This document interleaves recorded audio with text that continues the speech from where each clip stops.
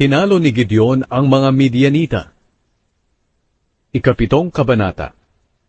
Nang araw na iyon, maagang gumising si Jerubbaal na siya ring tawag kay Gideon, kasama ng mga tauhan niya. Nagkampo sila sa may bukal ng Harod. Nagkampo ang mga Midianita sa hilaga nila sa lambak malapit sa bundok ng More. Sinabi ng Panginoon kay Gideon, "Napakarami mong kasama.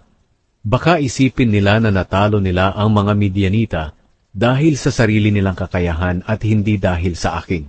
Kaya sabihan mo sila na kung sino man ang natatakot ay maaari nang umalis dito sa bundok ng Gilead at umuwi na." Nang sinabi ito ni Gideon, umuwi ang 22,000 at 10,000 na lang ang natira. Pero sinabi ng Panginoon kay Gideon, "Marami pa rin ang naiwan. Dalhin mo sila sa ilog at susubukin ko sila. Kung sino ang sasabihin kong makakasama ay isama mo, at ang sasabihin ko na huwag isama ay huwag mong isama." Kaya dinala sila ni Gideon sa ilog. At dooy sinabi ng Panginoon, "Ibukod ang lahat ng umiinom ng tubig sa kanilang kamay, na parang umiinom na aso, at ibukod din ang umiinom ng nakaluhod.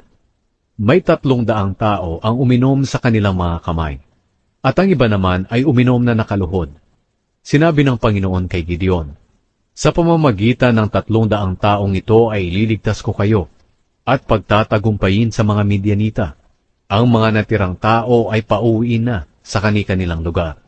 Kaya pinauwi nga sila ni Gideon, matapos ipaiwan ang mga dala nilang baon at mga trumpeta. Pinaiwan din niya ang 300 taong napili. Ang kampo ng mga Midianita ay nasa ibaba lang ng bundok, kung saan sa itaas nito ay naroon sila Gideon. Nang gabing iyon, sinabi ng Panginoon kay Gideon, "Maghanda ka na, lusubin niyo na ang kampo ng mga Midianita, dahil ipapatalo ko sila sa inyo.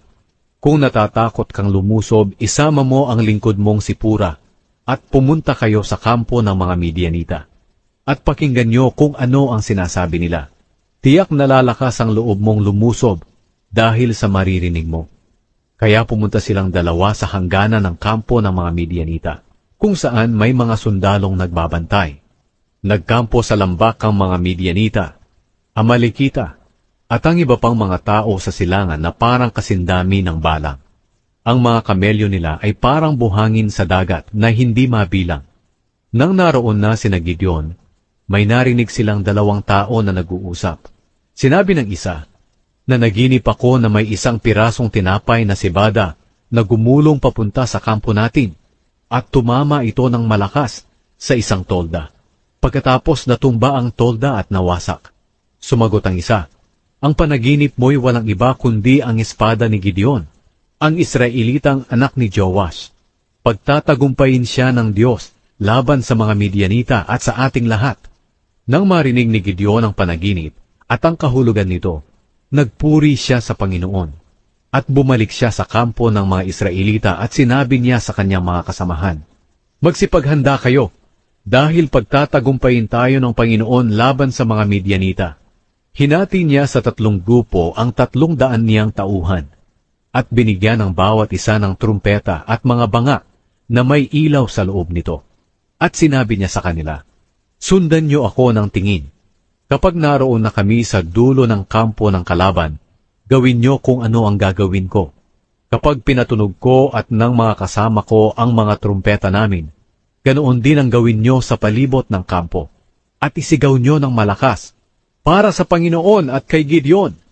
Maghahating gabi na nang dumating si Gideon, at ang 100 niyang kasama sa hangganan ng kampo ng kalaban. Kapapalit lang ng gwardya noon. Pinatunog ni na Gideon ang mga trumpeta nila, at pinagbabasag ang kanilang mga banga. Ganoon din ang ginawa ng ibang grupo. At habang hawak nila ang ilaw sa kaliwang kamay, at ang trumpeta sa kanang kamay, sumisigaw sila, "Lumaban tayo, gamit ang ating espada para sa Panginoon at kay Gideon." Ang bawat isa ay pumwesto sa kanya-kanyang lugar, sa palibot ng kampo. Pero ang mga kalaban nila ay nagsisisigaw na nagsitakas. Habang tumutunog ang trumpeta ng 300 Israelita, pinaglaban-laban ng Panginoon ang mga Midianita sa loob ng kampo. Ang iba ay tumakas papunta sa Betshita malapit sa Serera, hanggang sa Abel Mehola, malapit sa Tabat. Ipinatawag ni Gideon ang mga Israelita mula sa lahi ni Naphtali, Asher at sa buong lahi ni Manase, at ipinahabol sa kanila ang mga Midianita. Nagsugo rin si Gideon ng mga mensahero para sabihin sa mga naninirahan sa kabundukan ng Ephraim na magbantay sila sa ilog ng Hordan hanggang sa sapa ng Betbara para hindi makatawid ang mga Midianita roon. Sinunod ito ng lahat ng lalaki sa Ephraim at binantayan nila ang ilog ng Hordan hanggang sa sapa ng Betbara. Nabihag nila ang 2 pinuno ng mga Midianita na sina Oreb at Zeeb.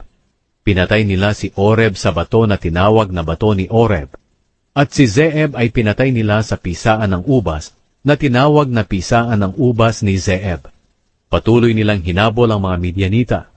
Pagkatapos, dinala nila ang ulo ni Oreb at ni Zeeb kay Gideon na naroon sa kabila ng ilog ng Hordan.